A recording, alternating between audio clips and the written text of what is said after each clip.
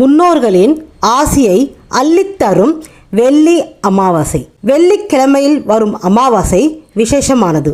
ஏனென்றால் சக்தி தேவிக்கு உகந்த நாள் வெள்ளிக்கிழமையும் செவ்வாய்க்கிழமையும். ஆகவே செவ்வாய்க்கிழமை வெள்ளிக்கிழமையில் வரும் அமாவாசை அன்று சக்தி தேவிக்கு, அதாவது அம்மனுக்கு மஞ்சள் குங்குமம் வைத்து வாசனை மலர்களை அணிவித்து அம்மனுக்கு மிகவும் பிடித்த சக்கரை பொங்கலை வைத்து வணங்க வேண்டும்.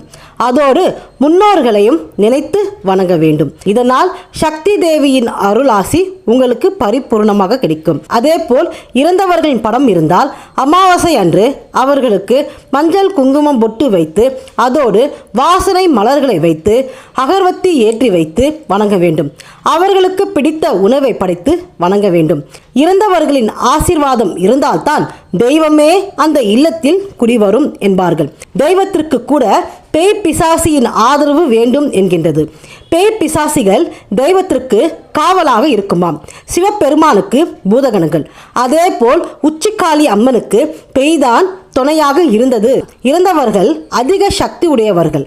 அவர்களின் ஆசை இருந்தால்தான் இறைவனின் ஆசையும் நமக்கு பரிபூர்ணமாக கிடைக்கும். இறந்தவர்களின் ஆத்மா ஒரு இல்லத்தில் வந்து அழுதால் அந்த இடத்திற்கு தெய்வம் கூட குடிவராது என்கிறது கருட புராணம். ஆகவே அமாவாசை அன்று முன்னோர்களுக்கு சரியாக பூஜை செய்ய வேண்டும். அதோடு சக்தி தேவிக்கும் மஞ்சள் குங்குமம் வைத்து வாசனை மலர்களை வைத்து பூஜிக்க வேண்டும். இதனால் முன்னோர்களின் ஆசீர்வாதம் உங்களுக்கு பரிபூர்ணமாக கிடைக்கும். சக்தி தேவியின் அருளாசியும் உங்களுக்கு பரிபூர்ணமாக கிடைக்கும். முன்னோர்களின் ஆசீர்வாதமும் அம்மனின் ஆசீர்வாதமும் இரண்டும் சேர்ந்து தங்க புதையல் போல் கிடைப்பதனால் உங்கள் வாழ்க்கையில் நல்ல முன்னேற்றம் ஏற்படும்.